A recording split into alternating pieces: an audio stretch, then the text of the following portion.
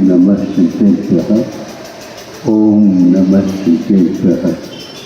अहिंसा परमो धर्म की आचार्य गुरुवर से कुंद कुंद भगवान की, आचार्य गुरुवर से ज्ञान सागर महाराज की, बोलो परम पूज्य संत श्री आचार्य गुरुदेव विद्यासागर जी महाराज की, समस्त आचार्य संघ की।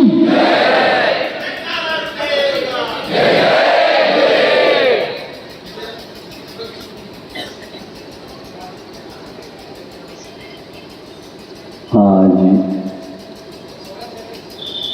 एक महान विभूति ने अपने जीवन के अंतिम क्षण समझ करके अपना कर्तव्य का पालन किया है। आज आप लोग दीक्षा लेने की बात कर रहे हैं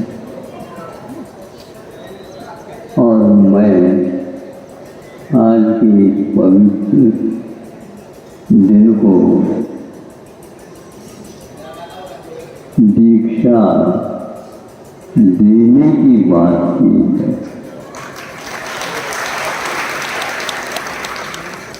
दीक्षा प्रदान दिवस है। आचार्य ज्ञान सागर महाराज जी ने दीक्षित होकर के और मुझे भी उन्होंने दीक्षित किया है, किंतु यह महत्वपूर्ण नहीं था इतना जितना कि दीक्षा प्रदान करना। वे आचार्य थे, उपाध्याय थे, वे साधु थे और क्या, वे सबके लिए थे तो उसमें स्वयं के लिए भी थे। स्वयं के लिए कोई मांगने की बात नहीं करते थे। कोई भी मांगता है तो उसे अवश्य देते थे, लेकिन इतना कहते थे तुम अपनी झोली को कैसे बनाओ, कैसे होना चाहिए, आप झोली छेद रहित होना चाहिए। छेद से का मतलब ऊपर से दे दिया जाता है तो नीचे से वह गिर जाए तो किसी काम का नहीं आएगा, धूल में मिल जाएगा। तो हमारी चिंता भी करते थे जो दिया जाएगा वह आजीवन अथवा मुक्ति तक जब तक प्राप्त नहीं हो तब तक इसके काम में आए। तो गुरु जी के सामने हमने प्रकारांतर से ये कहा, भगवान क्या चाहते हो? उन्होंने कहा मुझे दीक्षा दे दो। हमने दीक्षा की बात इतनी व्यापक लोग नहीं समझते हैं, इसलिए हमने कहा कि हमें भिक्षा दे दो, भिक्षा, ताकि मैं पेट भर सकूं।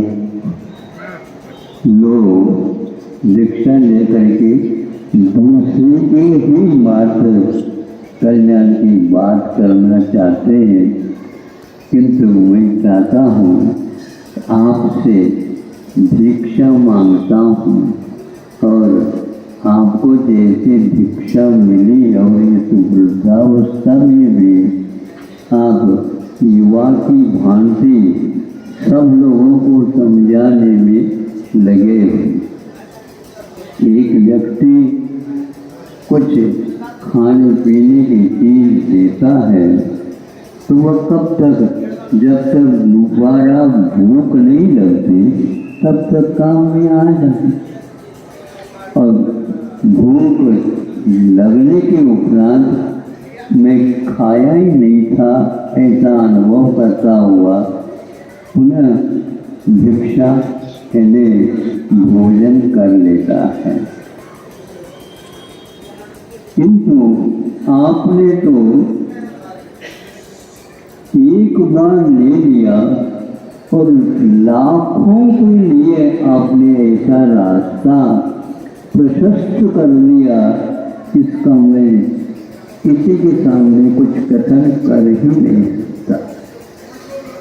अंत में भी मुझे वे भिक्षा देते रहे, कहीं भी गलती हो जाए उसको गलती के लिए थोड़े से संकेत दे करके वे याद करते थे, जागृत करते थे और पूछते थे क्यों अभी से भूलना प्रारंभ कर दिया? नहीं, इसको पुनरावृत्ति करते रहो। पुनरावृत्ति किए बिना यह भिक्षा कभी भी पच नहीं सकता। यह आप का इसका नाम भिक्षा नहीं, पेट में आपने डाल दिया ये भिक्षा नहीं, किंतु भिक्षा वह पेट में डालने के उपरांत पच जाए। यदि आपके पेट में खाया हुआ बच जाए तो आपका बचना संदिग्ध हो जाता है। चलो चलो चलो चलो चलो वैद्य जी के पास चलो, ये पच गया है क्या बच गया है? ये बच क्यों गया है? या तो मात्रा से ज़्यादा खा लिया या विपरीत कुछ खा लिया। वो ये कहते थे कि भिक्षा करने के उपरांत यदि पच जाता है तो वह भिक्षा अनुकूल है, और यदि बच जाता है तो उन्होंने तो अनुकूल दिया था और हमने उसको पचा नहीं। बच्चे प्राय करके माँ से प्रसन्न नहीं हुआ करते। बच्चों गलत नहीं समझना है, बड़े होने के उपरांत समझ में आ जाएगा, अभी नहीं आएगा। पंगत में बैठता है तो पिताजी भी वहीं पर बैठे, बड़े ज्येष्ठ भ्राता भी वहीं पर बैठे, सबको परोसते हुए चले गए और अंत में छोटा लड़का था उसके लिए आधा लड्डू दिया जाता है। वो बार बार दूसरे की थाली को देखता है, इनके लिए तो आधा लड्डू तो है ही नहीं, पूरे लड्डू है, और वह पूरे लड्डू भी एक नहीं दो है। ये पक्षपात क्यों हो गया? भिक्षा के काल में भी सही है ना? नहीं है तो क्या है? उनका कहना है बेटा लड्डू तो तुम्हारे लिए ही बनाए गए हैं, लेकिन तुम्हारे लिए आधा आधा देने के लिए शास्त्रों में कहा है, अथवा हमारे माँ ने हमें बताया, इसलिए दे दो। तो आधा क्यों, पूरा दे दो ना क्या बात? देखो बेटा, कोई भी व्यक्ति लड्डू को पूरा खाता ही नहीं। ये कोई सिद्धांत जानते हो आप? रोटी खाया है पूछते हैं, सब लोग गलत बोलते हैं। रोटी तो गैया खा जाती एक साथ, लेकिन आप लोगों के लिए संतों ने कहा कौलाहारी, ग्रास बना करके खाएंगे और ग्रास बना करके बच्चों को खिलाएंगे तो अवश्य वह पच सकता है। इसलिए कोई भी बच्चों को भुलाना नहीं, वो अपने आप ही भूख लगने से आ जाएगा और आपकी परिक्रमा लगाने लग जाएगा। अब मिल जाएगी, अब मिल जाएगी। नहीं है भूख लगे बिना आसानी। और भूख जो है एक प्रकार से गलत नहीं होना चाहिए। रोज आए बच्चे तो अवश्य भूख लगी है ऐसा समझते हैं, लेकिन माँ बहुत चतुर रहती है।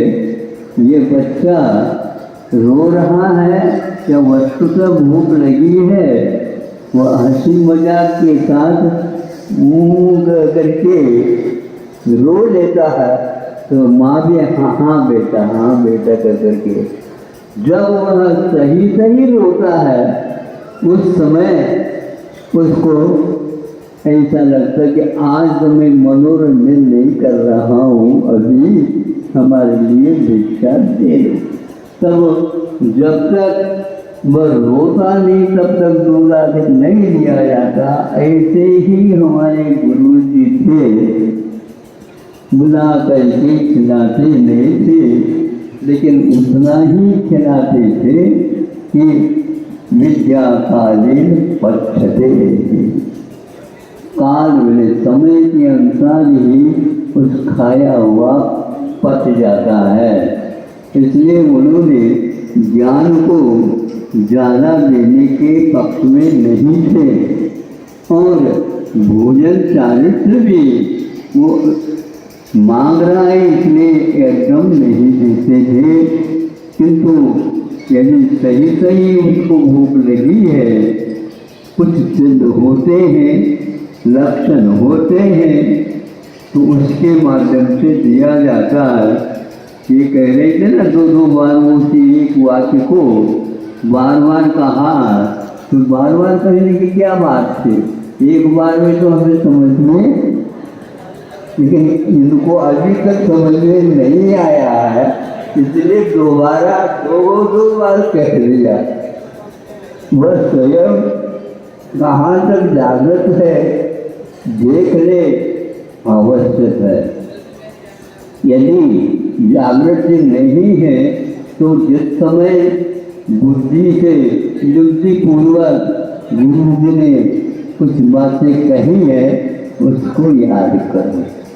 शास्त्र की बात याद करने की अपेक्षा से गुरु के मुख से अंत में कुछ बुला करके दिया जाता है, वो हमेशा के लिए काम में आता है, क्योंकि उसमें तात्कालिक नहीं त्रैकालिक उसका महत्व छुपा हुआ रहता है। ऐसे गुरु की महिमा हम कहीं भी नहीं कह सकते। पूजन में कई लोग विशेषण लगा करके हमें एक बार सुनने में आया कि क्या है, तो नारे लगा रहे थे, तो एक वृद्ध ने भी नारे लगाया, महायोगी की जय हो। दो बार जब लगाया तो भैया ने उनको कैसे समझाऊँ, तो समझाने के लिए फिर हमने इस ढंग से समझाया। अभी एक सज्जन ने एक नारा लगाया, उसको आप लोग थोड़ा सा सुधार कर लेना है। क्या सुधार कर लेना? महायोगी के साथ महान योगी कहा उन्होंने, तो महान तो मैं नहीं हूँ, लहान हूँ, लहान।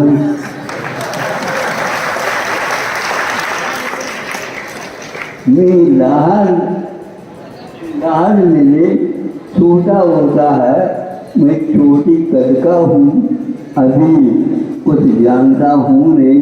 अब अंतिम क्षण तक वह हमेशा हमारी उपाधि लहान ही ठीक रहता है। अपने मुख से बहुत बड़ा अपने आप को कहने के अपेक्षा बड़ों का वर्णन कर ले, इसमें आप बड़े हैं तो आपका भी वर्णन हो ही जाएगा। कभी भी हम बड़ों से बड़े नहीं हो सकते हैं, किंतु हमारे कद का विकास तो होता ही रहता है, किंतु उसका महत्व उससे ज़्यादा नहीं हो सकता। वह कैसे भी हो, दर्जा तो दर्जा होता है, मगर नाती तो नाती ही होता है। वो नाती कितने भी ऊपर हो, बाहुबली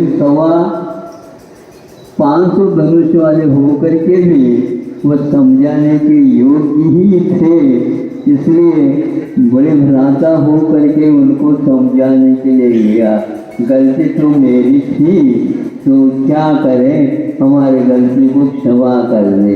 इतना कहना पर्याप्त था भरत को कहना पर्याप्त हुआ।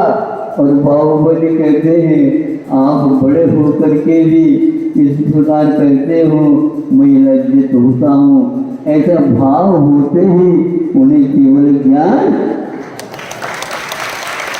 ऐसा जैन धर्म है, इसकी गरिमा महिमा हम शब्दों के द्वारा नहीं कह सकते। और आज तक वो छोटे होकर के भी बहुत बड़े हैं ऐसा सुनने में आता है। लेकिन भरत की जो भावना थी, इतनी कठिन तपस्या करने के उपरांत भी इनको केवल ज्ञान क्यों नहीं प्राप्त हुआ? तो आप ही तो कारण थे। आप सीधे सीधे ही नहीं समझे, कुछ कहते ही नहीं और अभिमान नहीं करते। बाहुबली को बुलाओ तो बहुत जल्दी वह समझ में आ जाता बाहुबली को, किंतु चक्रवर्ती ने बुलाया, यहाँ पर भूल हो गए। चक्रवर्ती की भूल यह थी कि चक्रवर्ती ने बुलाया, उनको कह देना तो हम वहीं पर आपसे आकर के मिलेंगे, जहाँ पर आपको कुछ और शेष कार्य करना है। आज अपने आप को बड़े मानने की अपेक्षा से बड़प्पन अपने भीतर तैयार करो। बड़प्पन तैयार करेंगे तो उसका अपने आप ही 10 दिशाओं में प्रभाव देखने को मिलेगा कि वह सूर्य दिख रहा है धरती से बहुत छोटा और आसमान से तो और छोटा, लेकिन 10 दिशाएं जिसके आलोक से प्रभावित हो जाते हैं। धरती के लिए थोड़ा सा तपा देता है तो धरती में अपने आप ही प्यास लगती है, और प्यास लगते हैं तो बड़े बड़े समुद्र के ढाल भी वहाँ ऊपर जाकर के तप करके धरती को शांत कर दिया जाता है। इसलिए धरती छोटी है और आसमान बड़ा है ऐसा नहीं। धरती छोटी होती हुई भी पूरे के पूरे जनमानस को स्वस्थ कर देती है स्वयं तप करके। और धरती का तप जाना दूसरों के लिए और स्वयं के लिए, ये धरती अवश्य ही आप लोगों के लिए सुखदायिनी है। और वहाँ अपना स्वभाव छोड़े बिना कितने कठोर उसकी माटी रहे, किंतु वह कुछ ही बूंदे उसके ऊपर गिर जाते हैं तो अपने आप वो फूल जाती है। आप लोग अपनी कठोरता को कम कर दो, आपके पास मृदुता आ जाए, इतनी मृदुता आ जाए कि अपना बीज जो बोया है वह अंकुरित हो जाए। कोई भी व्यक्ति पौधा बन करके तो आता है, लेकिन पेड़ बन करके कोई आता नहीं। पेड़ बन करके फिर बाद में अनंत काल तक जीना होता है और जीना होता है। आप जीना चाहते हो? जीना चाहते हो? जीना का जीना भी होता है और जीना का दोनों है। दोनों चाहते हो? ये कर लो, दोनों काम हो जाते हैं। समय आपका ज़्यादा हो गया है, इन लोगों ने रखा तो हमने कहा भाई यहाँ से उठ करके कहीं जा भी नहीं सकते। इन लोगों ने आग्रह किया तो कोई बात नहीं, किंतु आग्रह के साथ साथ आप सर्व को भी समझो और ग्रह को भी समझो, ताकि छोटे तारे हो करके भी एक तो ध्यान रखना, वे भी अपने अस्तित्व को लिए हुए रहते हैं। सूर्य का प्रकाश है, लेकिन तारों का भी प्रकाश ही माना जाता है। हमारा अस्तित्व आज तारा के रूप में है। जल्दी जल्दी आलोक के समान प्राप्त करना चाहते हैं। ऐसा परमो